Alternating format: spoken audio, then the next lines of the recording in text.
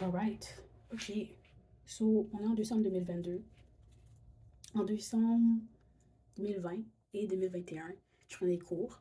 Et ça a bien été au début jusqu'à ce que je commence à être vraiment overwhelmed par la pandémie, par plusieurs habitudes que j'avais, puis plusieurs façons que j'avais de gérer mon temps, mon énergie et mes interactions avec les autres. J'ai réalisé que je manquais de balance.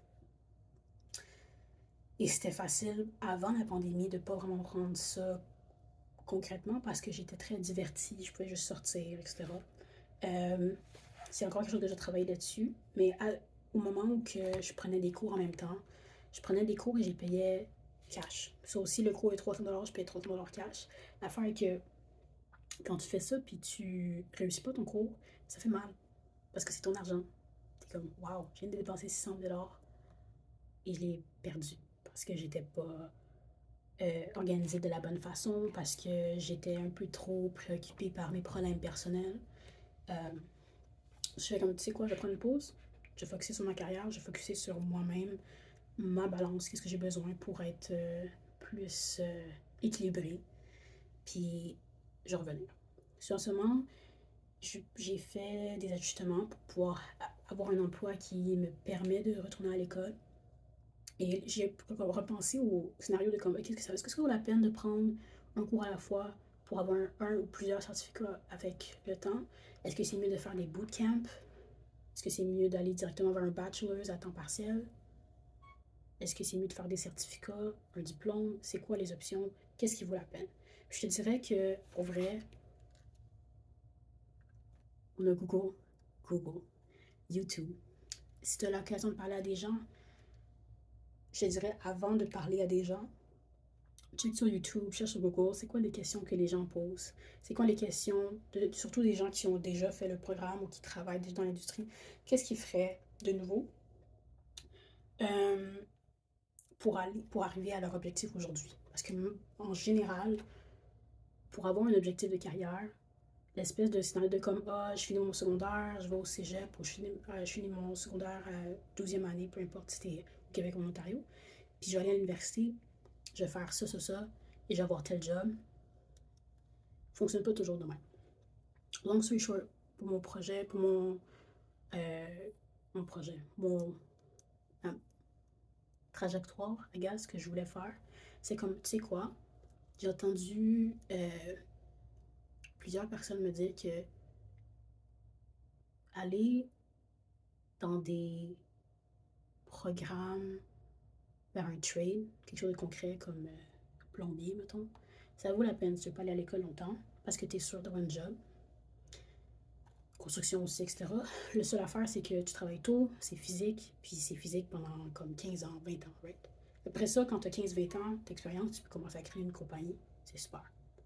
Mais moi, je sais comme, tu sais quoi, moi, je veux pas faire quelque chose de même. Je vais utiliser ma tête, je vais utiliser des systèmes.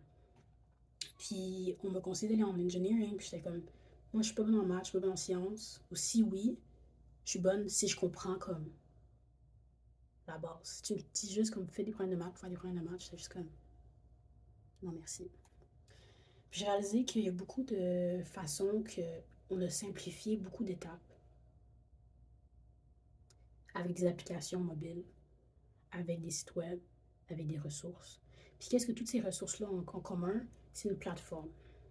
Puis quand tu utilises une plateforme, c'est du software engineering. So c'est... J'ai tellement l'habitude de faire tout ça en anglais, je m'excuse. Il y a beaucoup de branches par rapport à tout ça. Qu'est-ce qui est le fun avec ça? C'est que techniquement, tout est accessible en ligne. Et il y a quelques mois de ça, j'ai vu ce livre. So, je te dirais que ça vaut la peine d'avoir un livre juste parce que ça te met euh, en contact avec les termes d'avance. Comme ça, quand tu arrives, tu as comme déjà une compréhension générale. Mais pour vrai, je dirais que ça vaut la peine de faire un investissement de temps parce qu'il y a beaucoup de vidéos sur YouTube. Pas nécessairement en français, par exemple, beaucoup ils sont en anglais. Mais il y a du temps sur YouTube, puis de regarder et d'écouter des gens aller de étape par étape au début. c'est quoi les fonctions, c'est quoi les différentes options. Puis même chose avec C++, etc. Tu peux apprendre étape par étape. Avant d'aller dans du coding, je dirais que ça vaut la peine d'aller vers les outils de base, qui est comme la série Outlook. J'ai pris ça, comme tu as vu, là, j'ai passé au travers un peu. Passer à travers Word, passer à travers Outlook, je m'excuse, Excel, PowerPoint.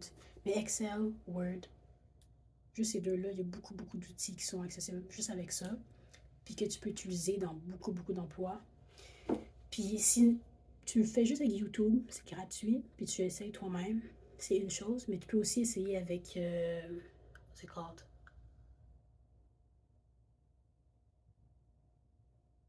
LinkedIn Learning. Puis l'ajouter directement sur ton LinkedIn comme un outil. Il y a beaucoup de bootcamps qui sont accessibles. Ce que je vais essayer de faire, c'est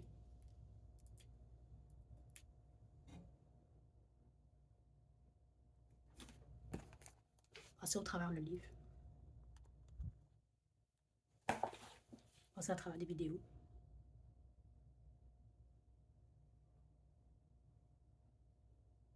me préparer un peu pour commencer un bootcamp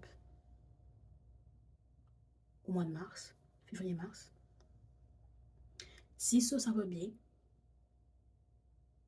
je comprends, je suis pas perdue, puis j'ai pas complètement lost the map. Et ça sera une bonne façon pour moi de voir si c'est quelque chose qui vaut la peine de laisser encore plus de temps, puis d'aller investir soit des crédits dans un diplôme, un certificat ou un bachelor's, un baccalauréat, ou si c'est mieux de juste faire des bootcamps.